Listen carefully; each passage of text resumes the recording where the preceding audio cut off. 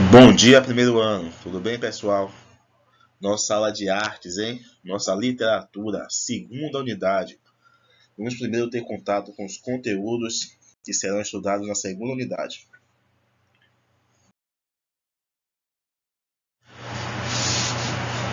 Então, na segunda unidade, em artes ou literatura, teremos humanismo, assunto que veremos já já. Depois teremos a segunda parte do humanismo, que é o humanismo, o teatro popular de Gil Vicente, a parte teatral do humanismo. Teremos o renascimento cultural, que é o mesmo classicismo na literatura, e estudaremos Luiz Vaz de Camões. Camões lírico, primeira parte lírica, medida velha e medida nova, e depois Camões épico, a parte da obra dele, Os Lusíadas. Então, durante a segunda unidade, são esses os conteúdos que estudaremos em artes, tá bom? Quem já tiver o módulo, já pode dar uma olhada também.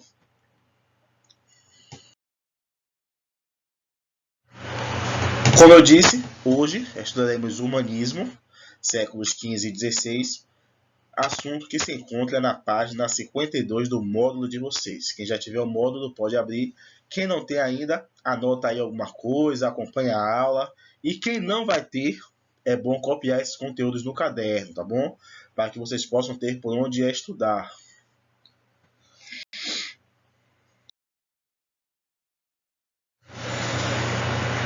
Vamos introduzir, né? Entender primeiro o que é o humanismo. Né? O humanismo é a designação do período, que é o período de transição entre a Idade Média, em que tínhamos o trovadorismo, para a Idade Moderna. Isso ocorre ao longo dos séculos XV e o início do século XVI. Então, o humanismo é um momento de mudanças, né? Uma mudança da Idade Média para a Idade Moderna. Aí vocês imaginam a transformação que ocorre durante esse período que nós chamamos de humanismo.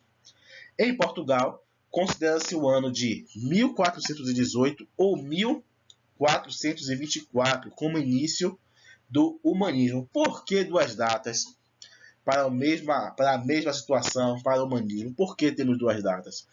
Essas duas datas, pessoal, estão relacionadas à mesma pessoa, que é Fernão Lopes, que veremos já já quem foi ele. De início, essa data está relacionada a Fernão Lopes, porque nessas duas datas ele recebe uma promoção. Ele se torna guarda-mor da Torre do Tombo em 1418 e também cronista-mor em 1434. Então, as duas datas estão associadas a Fernão Lopes como homem de destaque dentro da modificação literária que ocorre no cenário do humanismo. Então, nós temos duas datas como referência, tá bom? O humanismo, além de ser um momento literário, é também um grande momento de transformações da sociedade, que vieram a repercutir nas artes. Então, o humanismo não se tem a ideia de formar uma sociedade intelectual, de pessoas que vão compor obras com o mesmo pensamento, como ocorre com uma escola literária. Na verdade, o humanismo é um momento de transformação dentro de toda a sociedade, dentro de todos os aspectos artísticos e sociais, de comportamento, de pensamento, de filosofia. E isso repercute nas artes. A arte passa a se modelar, a se transformar juntamente com a sociedade. Então o humanismo ele dá o pontapé para o renascimento cultural, que vocês talvez já tenham estudado em história e vão estudar um pouquinho também em literatura comigo. Qual é a grande transformação de pensamento nessa época? Nesse período ocorre a valorização do homem. Anteriormente, no trovadorismo e outros momentos antes, a visão da sociedade era teocêntrica. O que quer dizer isso, teocêntrica? Quer dizer que eles tinham Deus no centro. Teo, Deus, cêntrica de centro. Quer dizer que o homem pensava em tudo relacionado a Deus. O homem se comportava, o homem tomava decisões, atitudes sempre voltadas para Deus, Deus no centro. O humanismo, como o nome já diz, de humano, vem para modificar um pouco essa ideia. O pensamento teocêntrico começa a ser substituído pela visão antropocêntrica, quer dizer, o homem antropo, o homem no centro. Então, a filosofia começa a ganhar mais valor, a ciência começa a ganhar mais valor, o homem começa a valorizar mais os seus pensamentos, as suas atitudes, os seus instintos, a sua capacidade de fazer as coisas. Então, essa modificação no pensamento social repercute também na temática das obras, na sociedade de um modo geral. O humanismo também ocorre, uma coisa interessante, é que as obras antigas da Roma e da Grécia, que já haviam sido desconsideradas, que as pessoas já se importavam bem menos, porque eram demonstrações do poder da qualidade do pensamento do homem são retomadas. Elas voltam a ser estudadas nas universidades, voltam a ter uma preocupação maior com o que o homem é capaz de produzir, deixando um pouco as coisas de Deus, do teocentrismo, de lado. Não quer dizer que as pessoas se tornaram ateus, que as pessoas jogaram pedra na igreja, não é isso. Estamos falando aqui do pensamento. O pensamento desse período passa a ser mais voltado para o homem e deixa um pouco de lado as coisas divinas, o teocentrismo, e passa a ser o antropocentrismo.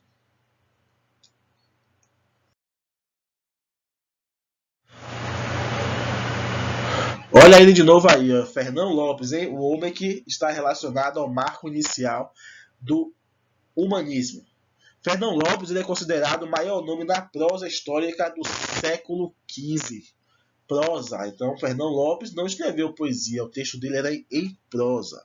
Quem estudou a unidade anterior já deve estar relacionando aí. Então, o texto dele era em prosa. Os textos de Fernão Lopes apresentavam inovação, pois não se limitavam a retratar a vida da corte e a biografia do rei. Fernão Lopes ele era o cronista. O cronista é o cara que fica próximo do rei, escrevendo tudo o que acontece. Se um camponês, se um indivíduo vai lá fazer um pedido para reduzir o imposto e o rei responde positivamente ou negativamente, o cronista anota tudo, a data, quem foi fazer o pedido. Ele faz a anotação geral. Vocês talvez já tenham visto em um filme de época uma pessoa que se senta ao lado, próximo ao rei, talvez um pouco mais abaixo, com um papel na mão, anotando em um rolo, né? Anotando tudo com aquela escrita de pena, né? Aquela caneta de pena, anotando tudo o que acontece naquela corte, naquele momento. Então ali é o cronista. Essa era a função de Fernão Lopes. Ele é o cronista principal, o chefe dos cronistas, o cronista-mor, certo? Então ele anota tudo o que acontecia. Então, na verdade, Fernão Lopes não tinha o objetivo de ser um autor literário. Ele não era um artista, uma pessoa que pensou, eu vou escrever aqui um livro que vai ficar para o resto da vida, que as pessoas vão estudar no ano de 2022, 2021. Não foi isso. Fernão Lopes ele tinha um cargo importante dentro da corte e ele retratava a vida da corte e também a biografia do rei, a história do rei. Só que nesse ato de retratar, além de retratar essas coisas que aconteciam, também foi feito o registro das transformações que aconteceram na sociedade e também todos os acontecimentos que envolviam os vários segmentos sociais. Então ele foi além da função dele e utilizou também a linguagem literária. As narrativas, tudo que ele contava, tinha expressividade. Por isso, esse ato dele, que seria somente histórico, passou a compor a literatura. Pela forma que ele escreveu, pelo cuidado que ele teve com as palavras, com a expressividade, fazendo uso da linguagem literária. Então ele escreveu algo que ele foi imparcial quanto à história. Por quê? Porque o cronista tem que ser imparcial, tem que contar como aquilo realmente aconteceu, e também ele conciliou isso com a expressividade da linguagem literária. Por isso, Fernão Lopes é um grande destaque dentro da prosa, do texto em prosa, dentro do humanismo.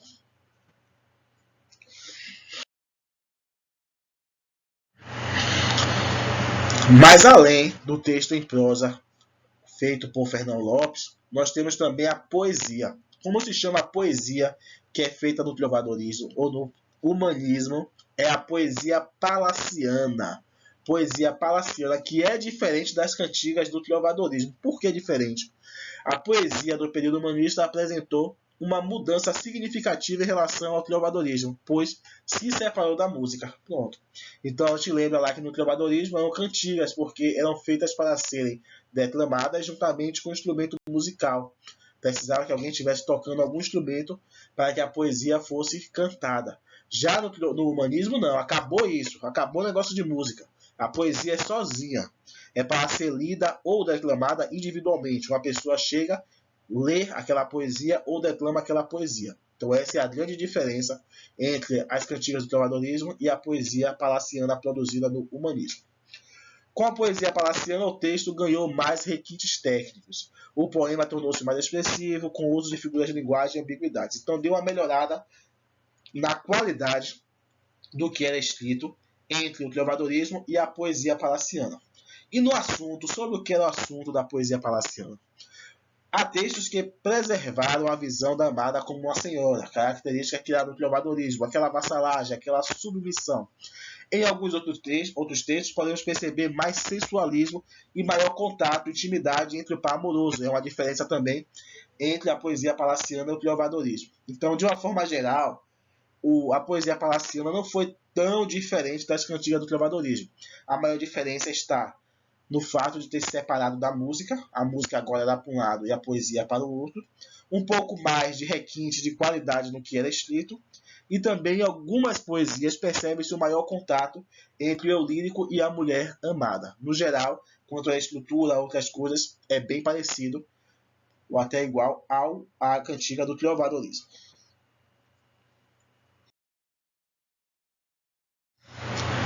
Então, esse foi o nosso estudo do humanismo, certo? A questão da introdução, do surgimento, das características, a questão de Fernão Lopes e a questão da poesia palaciana. E a atividade para casa, páginas 54 até a 57, tá bom? Aguardo a atividade de vocês. Qualquer dúvida, falem comigo. Amanhã teremos nossa aula de literatura. Tchau, tchau.